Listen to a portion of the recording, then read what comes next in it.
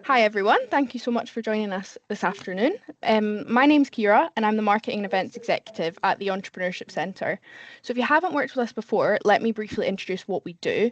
The Entrepreneurship Centre is committed to fostering entrepreneurship both within the university and the wider community. We support individuals at every stage of their entrepreneurial journey, from helping the aspiring entrepreneurs get started to assisting the early stage ventures and then supporting the growth of small and medium-sized enterprises. By connecting industry with our student and staff community, we aim to create a dynamic entrepreneurial ecosystem. We do this through a variety of programs, one-on-one support and events to provide you with the tools, resources and guidance needed to bring those ideas and that research to life, as well as develop successful ventures and create a lasting impact.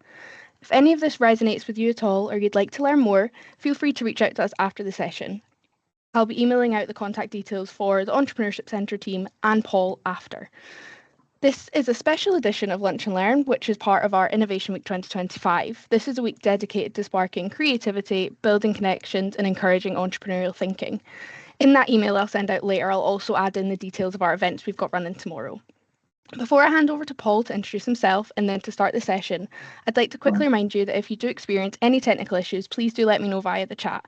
There'll also be time for a Q&A at the end, so please feel free to add your questions for Paul throughout. Over to you, Paul. Thanks very much, Kira. And I'm very happy if anyone wants to pop their camera on. Obviously, you know, I don't need to watch you eating your lunch, but if you do have your camera on, I'm very happy to. One time I actually was doing a pitching work. Hello, everybody. Hi, Caitlin. Nice to see you. I was doing pitching workshop. I said, turn your cameras on. And it was actually about pitching for ideas in sustainability. And I put the camera on and one of the people was on the bus in Egypt going to the COP. They were going to like COP26, you know, to this massive sustainability conference. And we started doing pitching on pitching for climate tech. And by the end of this thing, the whole bus was contributing to the pitch. They were like shouting out the answers and they're going, you've got to show that you've got a product that can really make impact. So if you're on a bus, I'm really happy if you want to shout out the answers as well. Anyway, nice to see you. My name is Paul Bourne and I'm a teaching fellow at University of Cambridge. But I'm also a theatre director and I'm sitting today in my theatre in Cambridge where I produce touring theatre shows. And where those two worlds collide is in telling stories. So when I'm in the business school, I'm helping students, PhDs, MBAs to tell really great business stories. When I'm on stage here, I'm trying to tell great stories that move people emotionally and get them to really understand and to embrace the dynamic of fabulous storytelling. So via my colleague, you can see here, Keith is in the window. Keith, he would hate to admit it, but once upon a time, he was one of my, very briefly, a student at Cambridge. I have to be honest and say I learned more than from Keith and Keith learned from me, almost certainly. So Keith has been down to see some of the work we do at Cambridge, and I've been up to St Andrews to see some of the work you do in the Entrepreneurship Centre. And today I want to share some of the things that I've learned both in St Andrews and in Cambridge about pitching and about pitching for investments. That's what I want to do. But the angle I'm coming from is quite a theatrical one. So it's about enjoying and embracing the theatricality of what we're doing. So there will be an opportunity to ask some questions at the end. And Kira will, if there's any chat or anything you want to add in, if you are really bursting with a question, just shout out the question, because if it's something you don't understand, I'd be really happy to share, to give an answer. And also, I've got some slides, and Kira, I'll be very happy to share my slides at the end. There's some questions and areas around pitching that I think would be very useful for people to embrace. And then also, I am very, very happy for people to look me up, Paul Bourne, and as in Jason Bourne, the spy, but I'm his brother.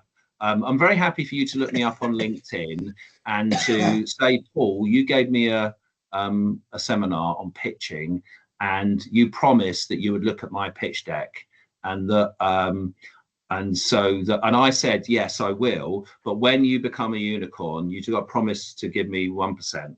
And that's just the deal. And then we got that. It's no problem. So if you come to me and you say, Paul, I'd love to show you my pitch deck, I will very happily do that with you. And Keith, last week, I was teaching on the MBA at Cambridge, and one student at the end came up and said, Paul, I remember you from the Entrepreneurship Centre at St Andrews.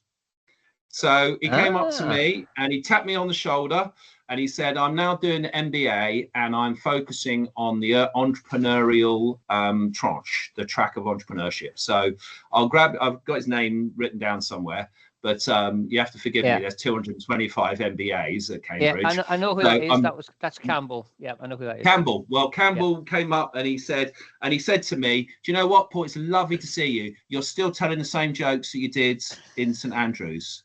And I said, mate, you know, I've only got limited capacity. Anyway, lovely to see you, see some people. Now, Kira, this is the bit where we have to see if my sharing technique is actually going to work. So let's see what happens if I try and share. Right, here we go. This is the bit when you get the professor and they don't know what's going on every single time, isn't it? They're like, oh, I don't know what works. Okay, here we go. Can you see my... No, that was just for a moment. Right, from the beginning. Kira, can you see my slide? Can see. Yeah. Fantastic. Right, so I'm very happy to share these slides with you because I'm really happy to share a picture. Now, who do you think that is? Kira, who do you think that is? Yeah. You're correct. And that hairstyle, it's lovely, isn't it? That was that hairstyle was very hip in the 1960s and 1970s. And who do you think I was named after? I'm going to talk to you, Kira, for the moment. I know you're a youngster, but who do you think I was named after, Paul? Who do you think I was named after? In the 60s and 70s. Okay. Anyone else want to shout out the answer? Keith knows. Who do you think my mother was in love with? McCartney. Paul McCartney. Yes, there you go. Paul McCartney. So I'm named after Paul McCartney. And the starting point of any pitch of a business is the name of the business. Why are you called what you're called? It's a great part of way. I'm doing a pitch straight away. My name is, I've named my company after a Greek god or after a pop star, or I've put together a name that works, or I've just said, there's no special kind of meaning behind that name, but this is what we stand for. And whenever you pitch, you need to say the name of the company. If there's something that is interesting about it, put it in context, because it's the first opportunity to tell a story. And then straight away, whatever else you do, you have to tell me what you're going to do, what your business is, straight away. First slide. Don't wait with a problem. Just say, this is it. I am Paul Bourne, and I am going to talk to you about the story and the storyteller. That's what I do. Okay. Anything else after that is a bonus, because I know who you are. I know the name of your company, and I know what you do. So anything else from that point is an absolute bonus. Right, let's see if we can move it forward. Right, so the pitch, as far as I'm concerned, in whatever form it happens, whether it's an investment pitch, whether it's at the university in a competition, whether it is online, offline, is the idea of a journey of your idea to be better. So you're creating something that is somehow better. So I'm the storyteller. I've got a story to tell, and I'm going to tell you an idea that somehow is going to improve something.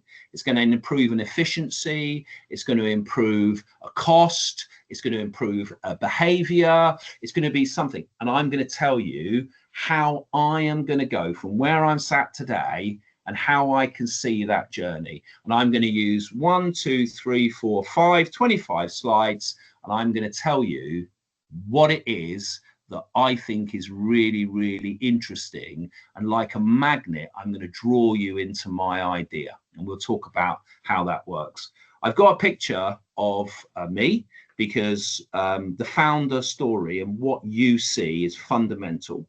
When you share an idea, you have to say who you are and why you're interested in this idea. Why am I interested in any particular product or service or technology? Why I'm interested. And then we have a picture of the pilot. You have to tell us, where are you trying to get to? Where is it? What is your vision? Where are you trying to get to? What are you trying to transform? I'm trying to transform the way that people recycle clothes. I'm trying to transform the way that batteries are recycled. I'm trying to transform any kind of service. I want to change something. I see an opportunity, and I'm going to tell you why I think this will be successful. Martin Luther King there, because he has a dream, and that's a famous quote from him. He has a dream, and I think that's really important, that you see something and it's really something better. And also, I should say, recently I've been thinking about Martin Luther King and another quote, which is, only when it's dark can we see the stars. And the reason I'm interested in that quote is because I'm working a lot in climate tech, businesses pitching climate tech. And I think, it's pretty bleak, isn't it? It's pretty bleak. But when it's bleak, you're forced into looking for solutions. So your idea, hopefully, will be one that will be better, because it may be because you just want to improve something and have something joyful, but also because you see an absolutely urgent need to change something. Okay, so here's our starting point. What do you see that gets you excited?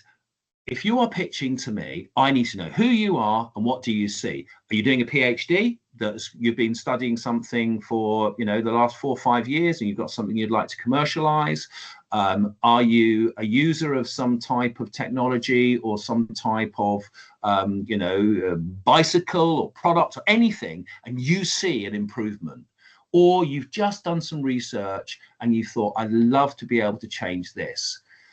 If nothing else in your pitch, you've said the name of your company, you've said who you are, you've said what you do, and then you've said, what do you see that gets you excited? This is what I would like to change. And then, why am I so interested in it? So that can be a really great slide, which is, what do I see? And if you want to be really, really clever, you can say, what do I see that nobody else sees? So straight away at the beginning, you can say, look, this is the area of fashion recycling. Okay, I'm going to show you a pitch deck from a fashion recycling company in a bit. So this is what I see. I see lots of clothes being put into, containers to be taken off, maybe for charity. Maybe they'll become stuffing for sofas, or maybe they'll be dumped somewhere on the other side of the world. And what I see is a massive, massive waste. So what I see is a huge opportunity. But that's not enough, because other people see that as well. So therefore, what do I see that nobody else sees? Where can I intersect that process and change something for the better? Will it be because I create an app, which will be that now I can connect people with recycling, something like a vintage kind of thing, where I can now recycle my clothes? Or can I find a way for the actual people, once they get the clothing into those containers, they're going to do something different. They're going to upcycle it rather than destroy it or bury it. Where can I find within this idea something that's really exciting? So I say what I'm interested in, I look at the problem, and then I see the opportunity. So I can send a slide. So therefore, every story, to an extent, needs a founder story, because you straight away are saying what you see. Okay, if you have a co-founder, you'll say what they see. So all the pitches that I work on with people, they all start the same way. They all start with the name of the company, what you do, then who you are, and what do you see. Okay, and that becomes it kind of merges into your vision. So it's kind of, this is what we see. This is who I am. My colleague is an AI programming expert. I'm a sustainability expert. And together we see an opportunity to create an app which is going to help to upcycle clothing. Okay, great. This is what we see. That's who we are. Okay. So you have to get excited. when you're going through your pitch deck, you've established that you've got a vision. Okay, I'm going to do this product, I'm going to do this app, I'm going to do whatever I think is really exciting. I've seen an opportunity, and then I'm going to spend the rest of the pitch deck, however long I want to take according to the audience, to talk to you about how I'm going to get there. So therefore, it is about a vision into reality. This is what I see.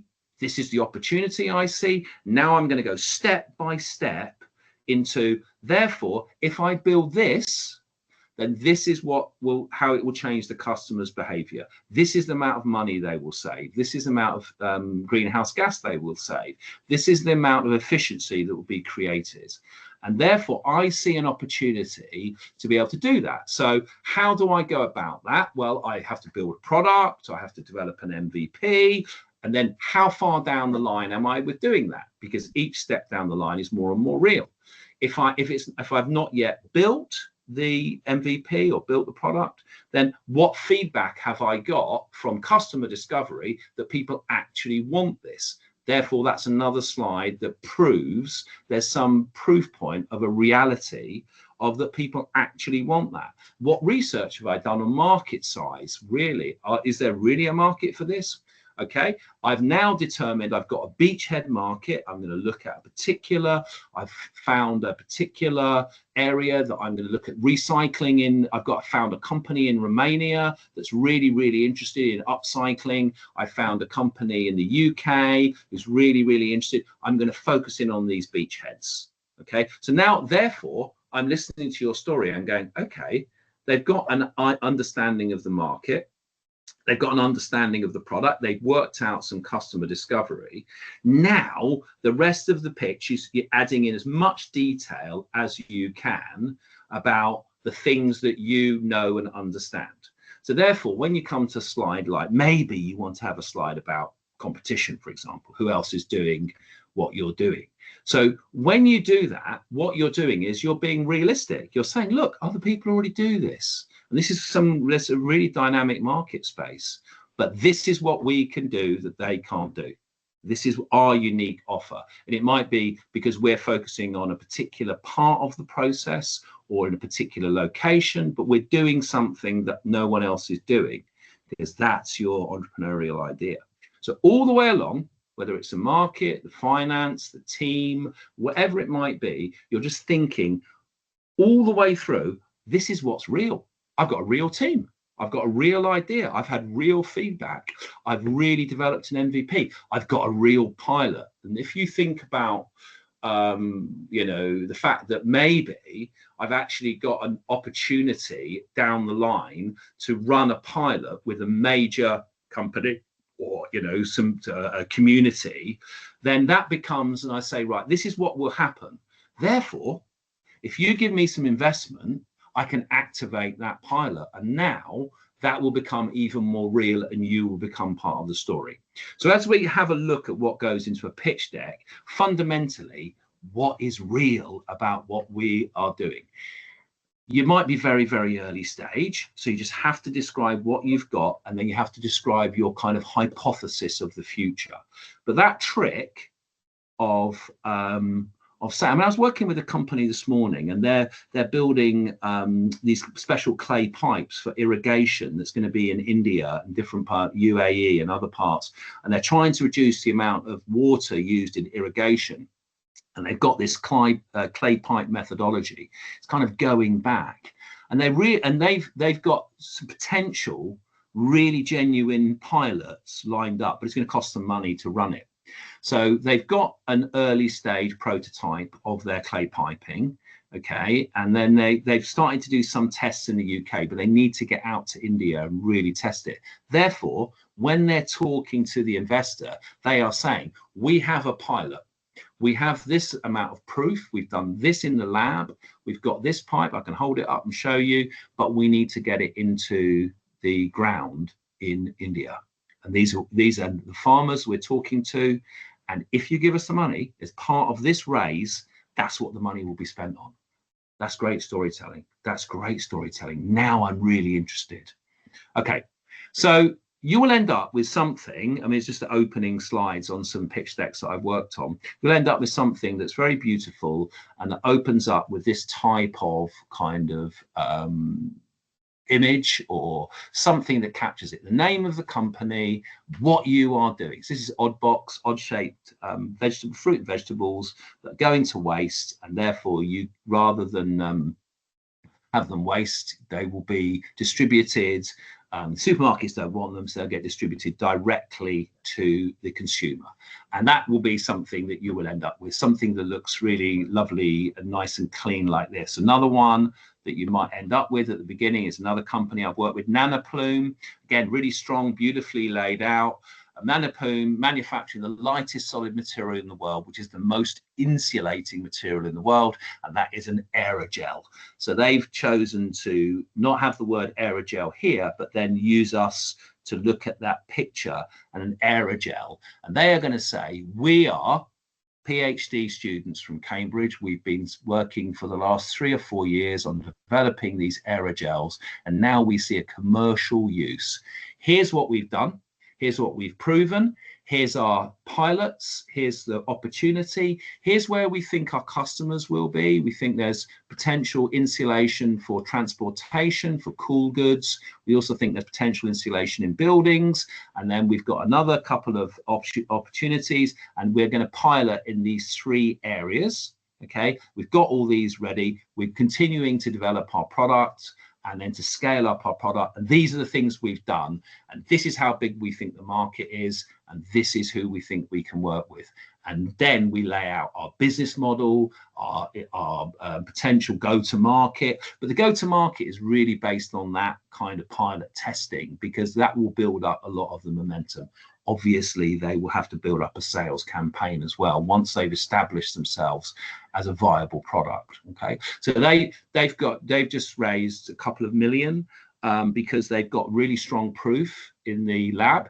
They've got some really strong traction on customer feedback, and they've got a very strong kind of business model that looks very viable in terms of getting into a market. They will talk about the other aerogels that are used or other insulation products. They will do a proof or they will do a diagram or a slide which looks at the strengths and weaknesses of their product versus others. And then they will say, this is why we think we will win. Okay, it's exciting. Okay, let's keep going. Oh, no, let's keep going like this. Okay, so let's take a step back for a second. So we know that we're going to tell the story of our idea. We know it's going to be vision to reality. We know it's going to be beautiful. We know we're going to hook our audience in. We also know that it's going to be different audiences for our pitch deck. We know some pitch decks are going to be sent out to investors or out to potential, associates or maybe colleagues, I don't know, interested parties. And some will be spoken to, some will be in competition, some will be sat around the desk, some will be online. But one of the things, if you are going to speak to investors particularly, you need to create the story. And one of the things you need to do is you need to get inside the head of the investor. So think of the questions that the skeptics will want to ask and answer them.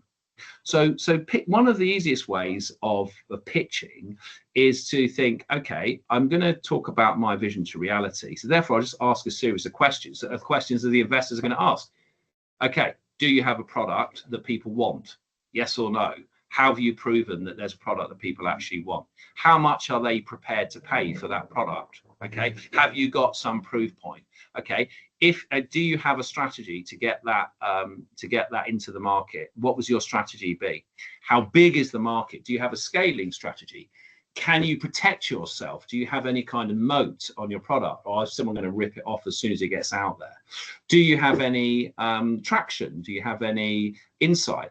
Do you understand who you're up against in terms of competition? So what you're doing, do you have a great team? Okay, what's going to happen next? Why do you think you will win? So what I'm doing is I'm telling the story in a simple series of questions. So if you have, according to the length of time that you want to spend pitching, or how long you want your pitch deck to be, just ask the appropriate number of questions, you know. And obviously, if I'm doing a very short pitch, I might just say, in my business model section, I might just say, well, we're using a licensing model. Okay, great. It's a licensing model. We've created some software. It's a SaaS product. We're going to use a licensing model. That's enough for the moment. That's enough. We can go to the next slide and say, at the moment, our go-to-market strategy is very much based on some early stage adoption within the market, and we've set up a series of pilots. Once we've got that, we are then going to be going, and you might talk about going around to conferences. You might talk about how you're going to build your sales pipeline. You might say that we're going to be recruiting a sales team, whatever it might be. But you don't have to go into massive detail. What you need to do is think, what do the investors want to hear? It's a bit like passing an exam, isn't it? It's like, what does the examiner want to hear? Okay, I want to talk about all these things, but they need to know about these things as well. So be brave in your storytelling and playful, but also think, I need to get inside the head of the investor. Okay, so what do investors, what an investor bets on? So if we talk about, and this is very, very, I think actually, you know, after this talk, I think you should go and talk to Keith, who we've introduced at the beginning, because he really is the expert here. But I just in very general terms, essentially, when you're pitching very early stage to an investor or to anybody, any group of people, basically it's you, maybe your co-founder, and an idea. This is what I see. And you maybe you can get some pre-seed investment based on that. You'll need to get as much detail as you can, the more that you have. But I think that there's because it's a relatively small amount of money and a relatively small amount of equity if you're careful with your caps table, and you're really, you know, you're really sure about how much you're trying to give away. I think I think it's actually okay to be, you know, to say, look, I haven't got a lot of traction, but this is what I really think and believe, and this is what I'm passionate about. The more traction you have, the better. So it's like, when do you start to share your pitch deck is an interesting question, you know, and obviously the more evidence that you have, I mean, hopefully made it fairly clear that you need to be able to show what's real about what you do. But also I think we're realistic, you know. So the fund that I'm working for at the moment, Carbon 13, one of my main funds that I'm supporting, you know, they're only getting a pre-seed on around about, I can't remember exactly what the equity is, around about 3%, I think. They're getting £150,000 for 3% of their idea. It's not 100% certain on that, but it's around about that. And so it's not a lot of money, but it's enough money to get that project going in India, isn't it? It's enough money to get that app built, that MVP built for that upcycler. So there's enough, but basically you're not going to have a great deal of traction. As you go forward and you're talking early stage, again, Keith will help you out with the numbers here. And there's absolutely how, you know, long is a piece of string here. But essentially you're talking about a pre-seed of, you know, 100 to 500,000 seeds. You're looking at 1.5 million, 2. I just said Nanoplume, they're on a seed round. They've raised a couple of million. This now is very much you're establishing the team. You've got potentially 1 or 2 extra people. It's not just the inventor or the founder. It now is a bit more of a sophisticated team. Maybe you've brought in somebody who could work more commercially with you. Maybe you've even brought in a CEO. I don't know. But you've got a bit more of a team, and you've definitely got some traction. Okay, potentially you've certainly moved forward. If it's a long play. It's a long play, if it's quite capitally intensive, if it's heavy tech, we just need to know where you are in your TRL level, and we just need to know who's interested and what feedback you've got. Then you'll really start to gain some momentum. And essentially, to be very blunt, all it is, the pitch deck's getting a bit longer and a bit deeper. That's all. Okay, it's just getting a little bit longer and a bit deeper. Series A, it's all about revenues now. By the time you get into a Series A, you're talking about a serious scaling of your business, and your pitch deck looks, and I'll show you a Series A pitch deck in a moment. And then finally, as you go towards your IPO and your unicorn, you're really now talking about the unit economics of what's happening here. And that becomes a very different kind of beast. It's less about pitching, more about working with your current investors and opening it up to some rather large funds to see whether or not you think that actually strategically you need more and more investment to try and scale. Okay, so don't be scared by that, because it's quite simple. So people say to me, how long should my pitch deck be? Well, I think you've already seen from the way I've been talking, it's as long as it needs to be. I think the question you've got to ask is, who's the audience? If you stand up at a university event and you like the Entrepreneurship Centre, I know there's some prize money to be won or some support to be won, or if you go into a competition, that you've got an idea and you want to pitch to the Royal Society of Chemistry because you've got a great innovation, or to a sustainability fund, you've got a great idea, then you'll be given 5 minutes. You've got 5 minutes, 10 slides maximum, whatever. Or you'll be saying, okay, and then you think, right, I've only got 5 minutes, I've only got 10 slides. I need to absolutely capture their imagination with the story. I don't need to worry about too much about the business model. I just need to be able to say, what is it that I see that nobody else sees? Who are my customers? How am I going to get them? Why are they going to buy my product? And what kind of momentum have I got on this product? And then where do I think I could see my impact really being? So you're kind of thinking, right, in 5-10 slides, I can tell quite a strong story. If I decide I need to build a pitch deck that I need a bit more detail, a bit more, a few more graphs, a few more kind of senses of potential revenues, whatever it might be, then I'm answering a few more questions, I'm giving a bit more detail, and I'm sending it off, and I'm hoping for the best. Okay. Now, what will happen is when that goes off to the VC, they just need to be hooked in by something, because we want them to pick up the phone. We want them to meet with you. So you're asking a series of questions. You're giving as much information. You're not giving away your IP, and you're trying to hook them in. So you've just got to think, how long have I got? I've got as long as it will take to hook them in. And the basic rule is, when I'm in front of someone talking, I'm more theatrical. When I'm sending it out, it's slightly less theatrical, because I can't bring it to life, and a little bit more kind of, it speaks for itself, if that makes sense. Okay, so investors are obviously looking for something that's going to solve a problem. Okay, aka an opportunity that's going to solve a problem. It's going to make a difference to a customer. Therefore, they benefit in some way, the end user, and therefore they, if they have a product that will do something that will save them money or time or efficiency, or maybe will meet some type of regulation, then they're metrics, or there's some type of benefit. Therefore, the investor goes, okay, I see that you can do a product that is that much cheaper, that much better, that will meet that regulation, that will save this much time. Therefore, I understand. So I'm working with another company looking at compliance, aviation fuel compliance. Okay, so having a look at measure of aviation, and there's a lot of change in the aviation business. It's going through transition. Someone developing a piece of software. It's going to really marry up all of the compliance regulations for different countries, different elements, and then particularly around fuel usage, CO2 emissions. It's a lot of fines coming in for airlines if they can't measure and reduce CO2 emissions. Therefore, that's a product that will make a difference to them. Therefore, I'm interested, because I can see there's a customer. Can you find users, i.e., building on that, who are your customers? Can you find, these are the payers.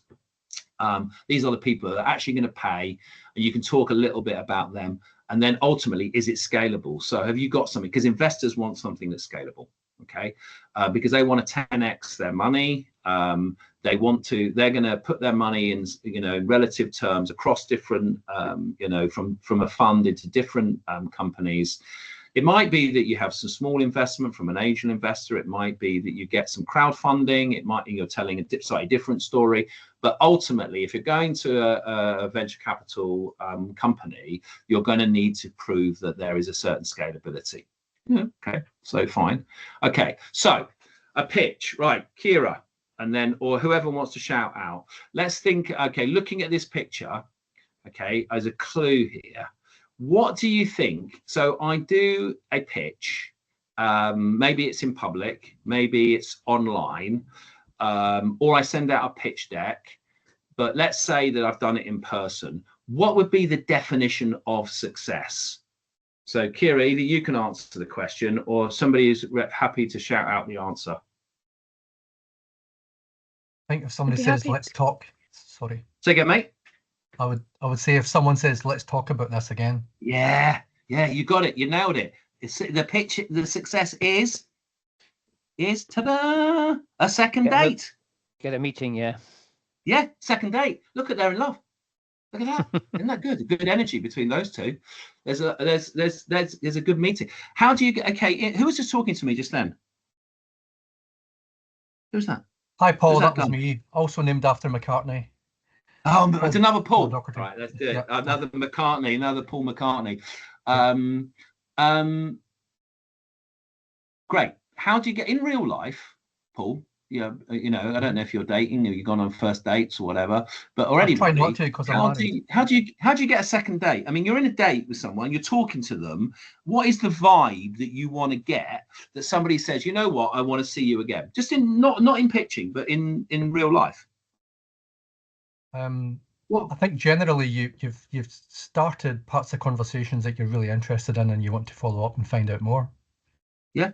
So you've kind of inspired somebody to think, you know what, I like the way this person thinks. I like the way they see the future. I like their values. I like the fact that they've traveled or that they want to travel. I like the fact that they love dogs. I love the fact that they love dogs. I want to go for a dog walk with them. I just like this. I like the way they think. And it's not necessarily, obviously on a date, you like the person, you like spending time with them. But with the investor, it's like, I like the way this person thinks. I think they're quite credible. I think they're really interesting. I want to spend more. Therefore, but on the negative side, Paul, just to finish up on this, on the negative side of the date, what would turn someone off on this date? What would turn someone off on this date? I think if you thought the person was blagging it, didn't really first of all making it up, blagging it, 100%. Or was not really listening and responding appropriately to questions that were being not asked. Engaged, just like blah blah blah, saying it like it's just like you're like a robot, and then just like reeling off the CV and there's all the amazing things. Okay, it's good, it's inspire someone, but it's finding that balance, isn't it, of being the expert, of being somebody who's got some knowledge and insight, but also not lying, right? Not lying, because if you just make stuff up, if you're going to go into a relationship, you will get found out. So it's just telling a really, really compelling story. Brilliant. Okay, keep that in mind. When you are pitching, keep that in mind. I'm trying to inspire someone. Now, somebody else who's, so we're listening to the pilot at the beginning of a flight. First of all, who shout out a name? Who wants to help me?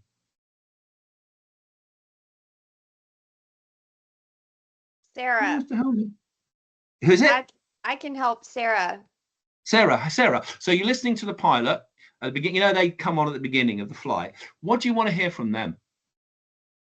That we're going to have a pleasant flight and we'll all land in one piece alive.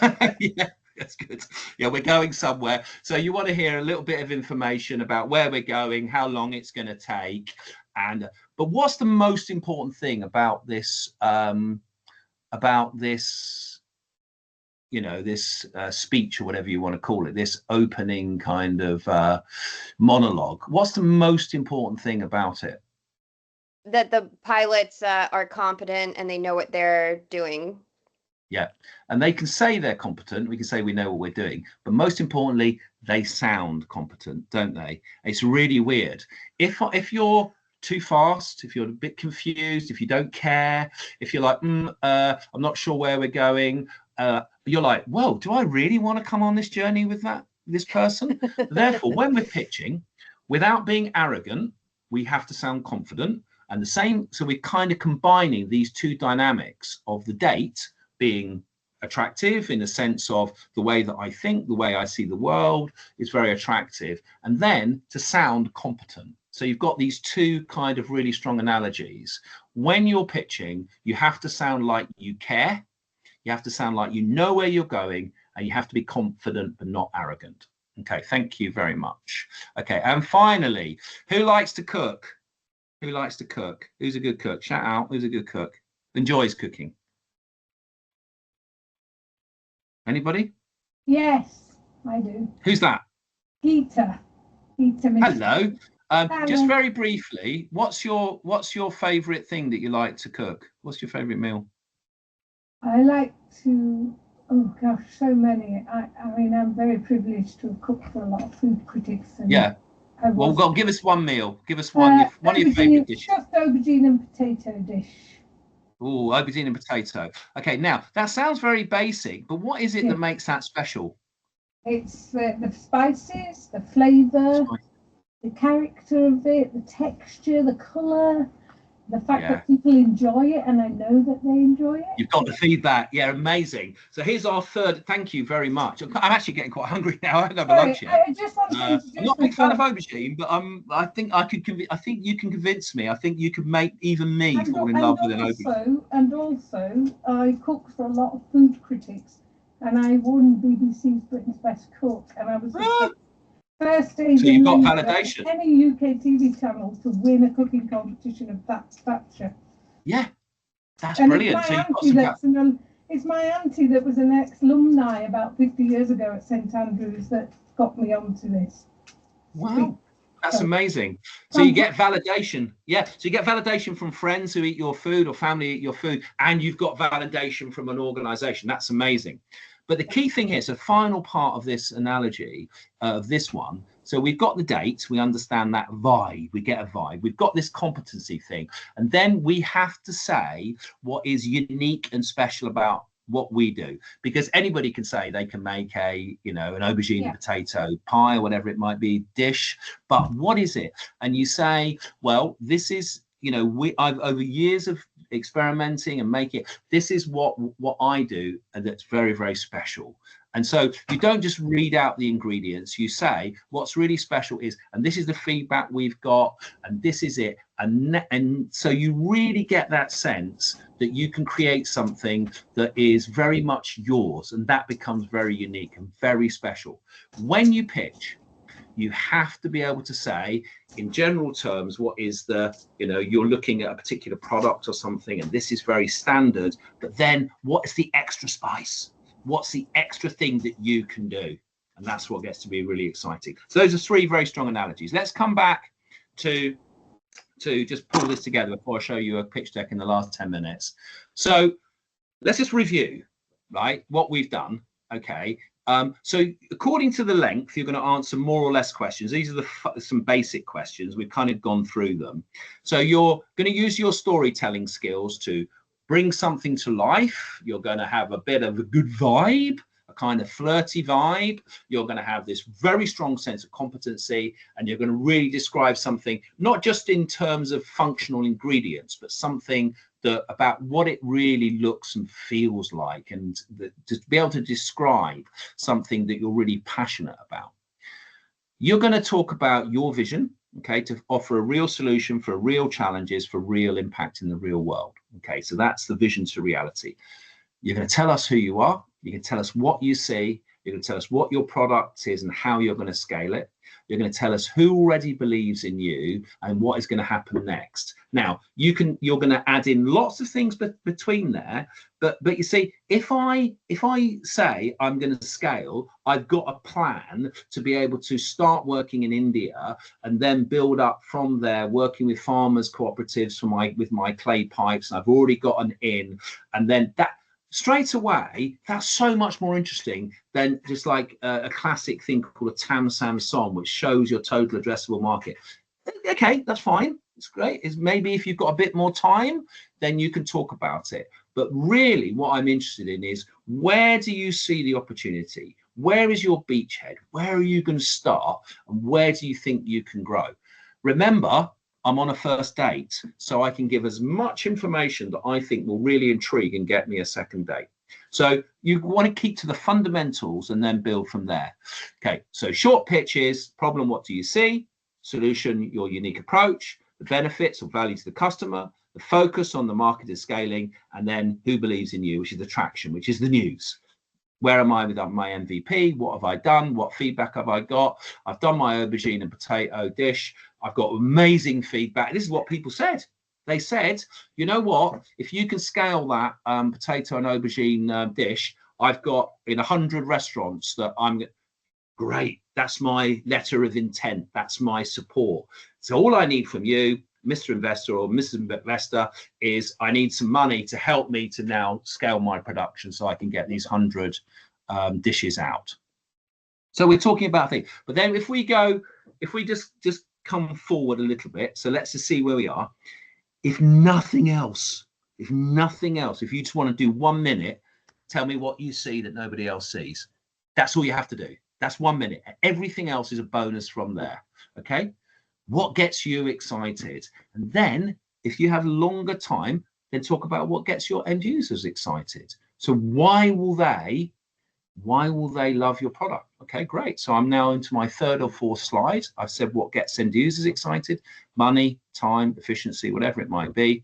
Okay. And then if I've got even more time, I'll talk about what gets investors. And I did say you want to get inside the head of the investor. What gets them excited? What gets them excited is that you've identified some customers, you've done some customer discovery, they want it, they're prepared to pay for it, and you think you can scale it. That's what's going to get me excited. Okay. Ultimately, at the end of the day, you're going to end up with something for everybody. The customer, what you see, is going to be somehow faster, cheaper, or fundamentally, as I said at the beginning of this session, it's going to be somehow better. Okay. Right, so that means I've just pulled this out of a pitch deck. That means somewhere in your pitch deck, according to the length, as I say, if you've just got a minute, then you just say, what do you see that nobody else sees? If you've got 5 minutes, what do you see that nobody else sees? Plus what gets your end user excited, plus what gets your investor excited.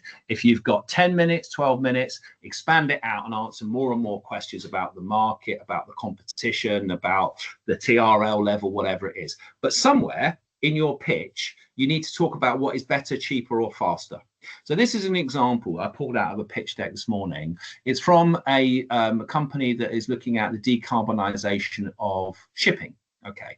So they've got the shipping is going to be under huge regulatory pressure to decarbonize. Okay, if you go on a journey, if you're a big tanker or something, and you will be fined according to the amount of emissions that you emit. Okay, so therefore a lot of ships are going through retrofitting. They're improving different parts of the ship. They're trying to improve the coatings on the bottom of the ship. They're trying to improve. They are looking at various aspects. This company has come up with a product which essentially is a platform, an app, which really helps. It's like a kind of sophisticated consultancy which will help that holistically bring all this together, and it's very, very challenging. Okay, they did their pitch and then they held off with just to the end, and then they said, and by the way, we've got a pilot with the German Navy. We're actually going to be looking at the whole of their, because it's not just commercial, they can get fined as well. And they've got a huge fleet, or a pretty big fleet. And therefore, wow, okay, I'm going to invest in this because we got something really, really exciting. Or I might wait until I get a bit more pilot information. But the key thing here is the metrics of change. So whatever your product is, they are saying, here's the ship before, here's the ship after. It's a de-risked ship, okay? And this is how much fuel they used. This is how much fuel they'll use on the same journey over a year, I think this is. I pulled it out of the deck, so I'm quite sure about the context. But this is how much fuel they'll use, and this is how much CO2. So essentially, the metric of change is I've reduced 19,000 tons of CO2. Therefore, my fine will be less. I'm going to have a look at the cost of the retrofit versus the cost of the fine versus the improvement on efficiency. And then if that model looks strong, therefore, as the ship owner, I will purchase this product and start to use this product.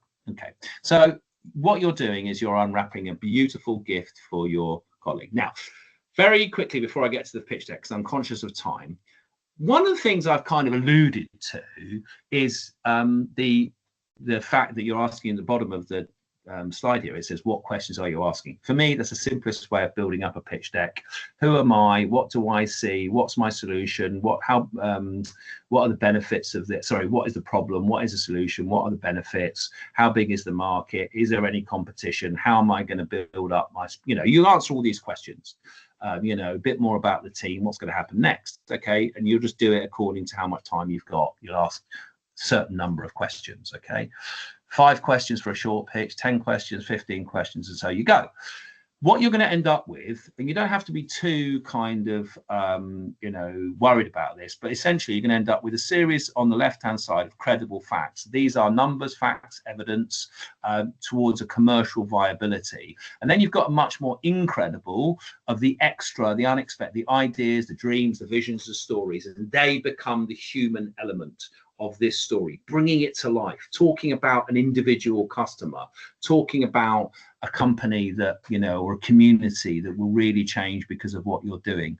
So somewhere, if you have the time, you can story tell beyond the facts. Okay, I need the metrics because that's what the investor's interested in, but I also need the facts. So, I need the story.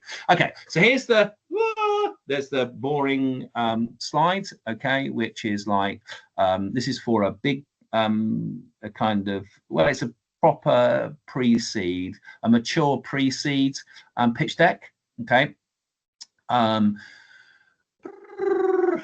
Okay, so you can screen grab that if you haven't done it already. I'll send it via Kira. Okay, this is what I use as a checklist. It's not necessarily in order, but very simply, I'm asking 12 to 14 questions, 24 slides, 2 hooks, 2 fun facts or fun things or interesting things, and 2 stories. A story about you, a story about your customer, a story about your customer before your product, a story about a customer after your product, whatever it may be. You're looking at this. And then you're going to go through a classic kind of analysis of opening the name of my company. Here's what we do. Here's the challenge or vision. Who are we? What do we see? All right, first couple of slides. Number 3, what's the problem or opportunity? What's our solution? What are the benefits? And then if you're on a short deck, then you'll jump right forward down to number 11 and what traction do we have? In the meanwhile, if you've got a longer deck, then you'll go through more of a customer analysis. Number 6, you'll go more into your business model, go to market. You'll look at how big the market is. You'll describe where your beachhead is. You'll look at the innovation versus competitors. Talk about the team, what traction, where are we on the journey, and what's next. Okay, so basically you will establish which questions you need to ask to bring it to life. But that's a kind of Uber list. Okay, so when I talk about story is a little bit of an expansion on what do I see on the customer problem, maybe a little bit about what will happen when my product, how will someone's life change, a little bit of story sometimes around the traction or piloting. So you've got this kind of sense. Headlines, that's a little hook trick. That is something where you can capture very succinctly what it is what your product is. One this morning for the clay pipes, I think it was from the earth to the earth. That was their kind of headline at the end. They just wanted to say, these clay pipes are made from earth and they're giving back to the earth. That was their kind of universal, niche, and unique is what's the big kind of story you're telling, what's the detailed story you're telling, and what's the totally unique story you're telling. Okay, so let's just jump forward because of time. Okay, I'll show a couple more slides. I want to get to I'm nearly at time. I want to get to a very quick pitch deck just to run it through with you. Strong start, strong finish, hook, strong finish, and then I haven't got time to tell the story of Innocent Drinks. If you go to the Innocent website, you'll see the original pitch deck that they created. It's worth having a read about how they did their original story. Competition, very, very briefly, this was a storytelling around competition. This was a company that were looking at very gases that identifying gases that are leaking out of electrical equipment, and they're very, very, very potent gases. And they were talking about to a guy at a hospital about how do they actually, identify where these leakages are, and when they do, what do they do about it? Because they had a solution for this. And he said, well, what we do is we send Fred down with a plastic bin bag. He unlocks the electrical equipment. It's 23,000 times more potent than CO2. These are F gases. And he puts a bin bag around it. He ties it up. He goes and lets it out in the car park. That was competition, essentially saying we have got no competition. All right. Some people like sometimes to talk about their product, what it's like. It's a little bit like the difference between, we got speed, used to be able to post a letter. Now it's a bit like doing an email. It's much faster. It's whatever. Okay. Last couple of minutes. Let's jump forwards. Okay. Vision and hooks are quirky and fun things. We're doing quite a lot of it. Let's jump forwards. I quite like these little hooks. Sometimes I use little fun things like, what would the Beatles say? Product story. What would the Beatles say? Long and winding road. Yeah. What would the Beatles say? Twist and shout. Okay. And then you have lots of things. I've done a lot of pitch decks where I've asked a question and then I've look, help down here. That's good fun, isn't it? And you can do the same thing for Bob Marley. It's like great fun. And, love the life you live the life you love. You can do the same thing. And if you're a younger person, I know Dylan, not so young, but Beyonce, that's probably still makes me feel quite old. But I did just use a pitch last week. I did do a pitch where, with a big pitch, where the lady used one, which is, I woke up looking like this or something like that. I'm not sure it's here. Oh yeah, I woke up like this. And she talked about her personal story. Okay. Finish up what hooks do, blah, blah, blah. Okay, let's jump forward to, I just wanted to say there is design help on AI. I'll send you this. I'm not a big fan, but it can be, as long as you get the right prompts, it can really help. Here's some more slides, but let's very quickly look at a pitch deck in the last few seconds. This is the Fashion Upcyclers, very successful, a really good deck. Okay, name, title, fashion has a dead stock problem, 40%, strong image. Boom. This is what the problem is. Billions of dollars of unsold items sent to landfills. Great picture. Here's my story. This is me, Giovanna. I'm an activist. I'm a fashion student. This is what I see. I tell you my story. Where's the pressures on new laws? I tell you the pressures. Wow. Okay. That means what options do brands have right now? These are what they currently do. Really nice and clear. Then upcycling is a great option. Why is it not being used? Well, because of these reasons. These are the reasons it's not working. Right now, the upcycling process looks like this. What if we could automate it and change this part of it? Oh, that's really interesting. Oh, we can. We've got a solution which will upscale your product. And now we can show what will look like. Here's what we'll do. We'll build this product. This is what you will save. This is what will cost you. Wow. Okay, that's really interesting. Other people are doing it, but no one's doing what we can do. Okay, we unlock revenue for brands. These are the benefits. You can see it's not in the same order as I said. And then what sets us apart? Our defensibility. Okay, this is for decarbonizing the industry, but we can show the pressures. They're under ESG pressures. Okay, here's the size of the market. All right, you used a Samsung, fair enough. Here's a case study. Here's an example. That's amazing. That's so brilliant. What it is, we can show what it would actually look like.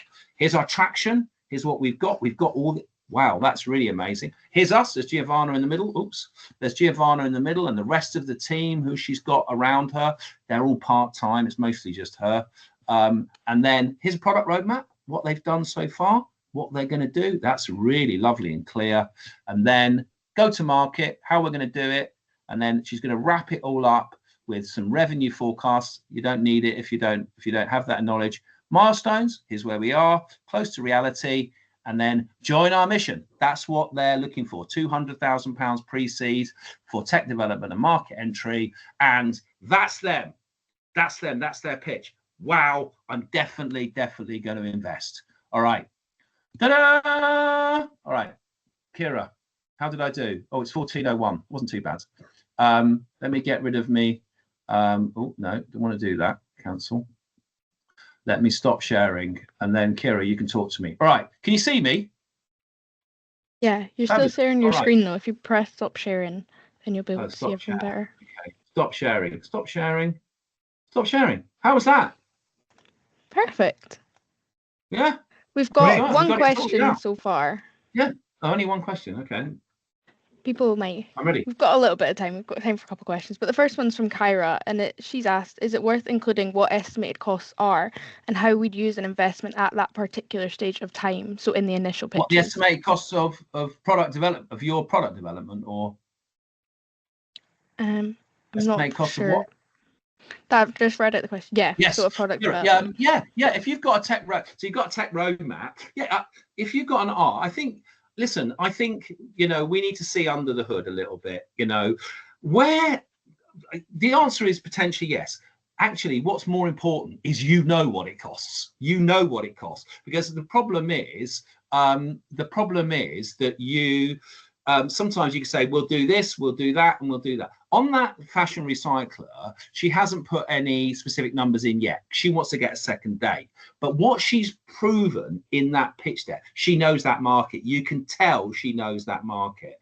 Where you talk about development, and again, Mr. Milliken is more expert than I am in this. But if you're building a product, let's say it's quite a tech-heavy product, or it's a real kind of, it's an industry kind of industrial product, you need to know what it's going to cost.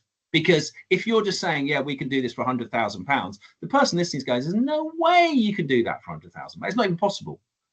So it's like anything. It needs to be real. So showing numbers can be a show of strength, i.e., I know this market. But they're going to hunker down into those numbers later. No one is going to sign a check on a pitch deck.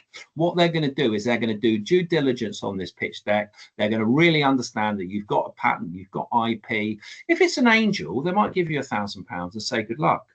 Come back to me in 10 years and give me the money. But, so, yeah, yes, I think why not? And if you have an ask, but make it part of a bigger ask. Say, look, I'm raising at a date. I'm raising, £500,000. So far, we've got interested £100,000, whatever it is. Just be honest about what it is you're trying to do. Then, I don't think you have to try and do. I think what I see sometimes is people overselling. If you can get in early with an investor or an angel, they might just give you £10,000 and just say, it's just a good bet because you sound like a really passionate, talented person. If you are further down the line, you're going to need some metrics to be able to go against. So yeah, show us the numbers. Why not? But honestly, I don't want you to leave this seminar, whatever it is, with any illusion. Just tell us what's really exciting about what you are doing. Don't try and work too hard. If you are further down the line and more sophisticated in terms of the journey or your experience, then you'll need more metrics. Of course you will. You'll need to show revenue projections. You'll need to really show. Early stage, just tell us what's exciting about you and your idea. That's enough. That's what Giovanna's done on that upcycling, isn't it? She's just told us that she's really passionate about something and she's got a great idea. And now I would go to Giovanna after watching that pitch. I would go, give me a bit more detail about your MVP. Let me understand a little bit more about your business model. Let me have a look. So I would go in because by definition, it looks like a really good idea, but I would need to ask more questions. Great, thank you. We've got Andrew with his hand up if you want to unmute Andrew. Great, says Kira. Well, thank you, Kira. So yeah. I'm happy to. There we are. Can you hear me, Andrew? Yeah, sort of. Yeah, great. Just very quickly. I don't have a product, but I have a service. Okay. Yeah, that's fine. Slides were great, very, very helpful. Would there be anything else you'd add around selling a service? I happen to be in corporate finance, but what is it? What is the service? Corporate finance, advisory, consulting, that kind of thing. Yeah. Yeah, I just think it's the same principles, Andrew. I would like to know what is the metric that you're basing this on. So what am I going to gain? I think that for this, when you're doing, I don't need funds. I don't need funds, but I need no. Like What I mean is, I mean the metrics for your end user. What are they going to gain by using your product? Is it time? Is it money? So really, when you're pitching, if you're pitching for investment, or if you're not, then if it's not for investment, Andrew, then make it a sales pitch. And then basically, here's a product. I've got a service. Okay, it's a consultancy service. And here's essentially, there's a gap in the market because no one's doing what I can do. No one's doing, and there's, you've spotted it. From my experience, I've seen a gap in the market. I'd need to hear what the product was. But yeah, sure. But just some principles there. That's it. That's helpful. That's why the honest answer to this whole thing I've done today, the honest answer is, the key is, what do you see that nobody else sees, and is it viable? If you can answer those questions, then it's viability as a product and viability as a service. In other words, it's viable if people buy it, then it's viable, and therefore you have to convince me that you've got examples of, through your customer discovery, people actually want this product. And if you can do that, then we'll have a conversation. I had to drop out of the room for a moment, but just three things occurred to me: fun, trust, and rapport. Yeah, there you go. Well, that sounds like the date that we were on earlier. But that's I don't have to work with people if they're awkward and difficult. Yeah. Cool. Yeah, no. Okay. I mean, at the end of the day, the end of the day, credible product beats everything. A really credible product, you'll gain attraction if you can. But it's an exciting time. Rapport, says Miss Yita and Mystery. Rapport, yeah. Absolutely. Rapport, yeah. I mean, if you think about it, if you've got those three dynamics, the date, you need rapport. You don't need rapport for the pilot, you need confidence. So you need the rapport in the date, you need confidence from the pilot, and you need to know there's something special about what you're creating. And that will build confidence and trust. People are not going to give you money unless they trust that you can actually do what you say. And, you can't BS somebody. You've got to tell the truth, but you've got to make the best version of the truth that you can. Okay. All right. Thank you very much. My pleasure. And I'm happy to stay in contact, Andrew. We've got 2 more questions in the chat, and then after that we'll wrap things up. But any other questions you can direct to Paul. I'll share his contact details. So first we've got Sarah, and she has asked what your journey from theatre to entrepreneurship was, as she's an ex-playwright from New York and she's now pursuing her MSc in entrepreneurship at St Andrews. Yeah, well, okay. Well, you can get in contact with me. I'd be very happy to have a further conversation. It's just about storytelling. It's about storytelling, and actually, the key moment in that journey was in New York. So I worked at Center Stage in New York, and I was teaching on the MFA at the New School. At the New School in a master's degree in directing, and it was teaching those classes about storytelling, and then somebody having a partner who said, "I'd love Paul to come and do this with my business." And we did, and we started then on a journey of, now our business model here in Cambridge is we offer this consultancy in we started off doing presentation skills essentially, but now we've got this consultancy which runs these kind of team building, presentation skills, creativity workshops. Obviously we've got our main work. I personally then became a fellow at the Cambridge because I was actually using teaching methodologies for the professors at Cambridge, and I was helping them with teaching interactive teaching methodologies. I was offered a fellowship so I could continue that work and they could pay me less. That was it, basically. It's cheap labour. Great, thank you. That's a story. Storytelling. The final question today is from Paul. So he's preparing a pitch, beginning to wonder how much ready-to-send detail is needed to be prepared before the pitch and how best to decide on this. Can you say again, Kira? Yeah, of course. So Paul's preparing a pitch and he's wondering how much ready-to-send detail he needs to prepare before the pitch and how best to decide on this. Ready-to-send, do you mean like you're sending a one-pager in advance? Is that what you mean?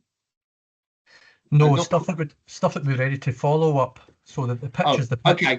but all the material behind it that someone might say, okay, send me the numbers. Yeah, so you have essentially you have a data room, Paul. So essentially, what you need to do is you need to build a data room, and you need to have everything that is all the legal kind of stuff that people might want.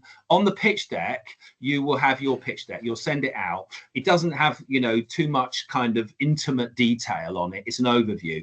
If you're holding a patent, you're going to have that in your data room, and you will share it to trusted people that you think it's a bit like a relationship. On a date, I'll get to a certain point where I'll, start to share more and more information.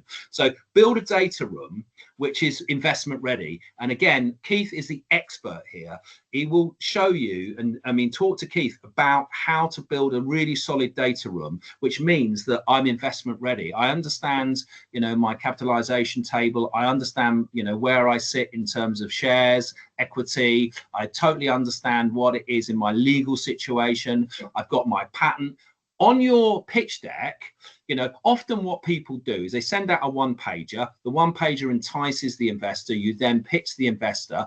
You have behind your pitch deck, you have a series of appendices, which are more and more detailed analysis of potential revenues, business model. They sit behind. And so if you want to, you can share that information. I'll show you my, current revenues, potential revenues, whatever it might be. But then what you need to do is they will want to see your data room. And in your data room I'm a legally formed company. I've got a patent. I've got this information about I'm investment ready. I understand the tax implications. It's stuff like that, which means you can green light it. And basically you invite someone into your data room when you've on your second or third date. So keep it separate, Paul, until you need to show it. But you need to build it up. Don't lose momentum by not being ready to answer questions around being investment ready. There's a really good company, Keith. I don't know if you're using them. Seed Legals down in London. Seed Legals, I highly recommend. They do some fees on investment, but they help you build the contracts. They are is it Seed Legals? Is that what it is? Seed Legals, yeah. Yeah, Seed Legals. They're going to help you with your basically they're going to give you a checklist of all the things you need to have. Some templated contracts, understanding your capitalization tables, understanding the data that you need to have ready, and then they can help you through a series of introductions to investors. They're particularly tech focused, but there's others. They will introduce you to investors and therefore be part of your investment round. But for the service, it's like a lawyer. Okay, the prices have come massively down because you can get templated contracts now, and therefore they're much more protecting in terms of not making a slip up and giving away too much equity too soon. So I highly recommend that you don't try and do it on your own, that you use someone like Seed Legals, and they are able to really protect you, give you the contracts, you put them in your data room, and then where you want to share other information, you can have it in appendices and be very happy to send more and more information. So if you've got letters of intent or something, you can share that with someone. But your legal contracts and all that stuff need to be in your data room. Highly recommend Seed Legals. Anthony Rose is the guy that runs it, and he's an odd one, but in a good way. I'm sure he wouldn't mind me saying that. I said it to his face.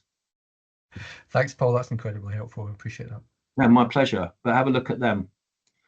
And there's 1,000,001, templates of pitch decks you can go out there. I'll share these slides because there is a lot of really good AI support now. But like any AI, you've got to write the story. You cannot get AI to write your generic story. You have to, it will help you. But if you go to Gamma or someone like that, they've got very good tools that can really help you visualize it. Personally, I don't use it because I keep the authentic storytelling style. I use strong images. That pitch deck that you saw from Giovanna, we created that pitch deck together. There's others in there. I can share the Oddbox pitch deck. That's a Series A round. There's much more detail. So I'm happy to share those. So Kira, I will send you these decks. They're not to be shared publicly, particularly Fashion Up Cyclists, because she's in a current raising round. But I'm happy to share it with you internally. Don't put it on the web. On your social media. Great. Well, I think that's us for today. I'd like to thank Paul for delivering such a brilliant talk for us this afternoon, and thank you all for joining us. Like Paul said, he'll send over all that stuff, and I'll make sure that all gets out to you this afternoon. This is along normally, with I all have to the say one contact thing, details. Kira. This is normally where Derek normally says to me, thank you very much to Paul, to the second best university in Britain. That's what he normally says to me. Derek, isn't that right? Would I be so crude, Paul? But you're certainly clever behind the tables. Nice to see you, Derek. Likewise. Cheers, Kira. Sorry to interrupt you, Kira. I just saw Derek popped up on my screen, and he normally introduces me this way. It's nice to know we got someone from the second best university in Britain. I think we're third, actually. Sorry, Great. Kira. No, you're fine. Yeah, I'll send out that email this afternoon, but I think that's it from us. Thank you so much. Right.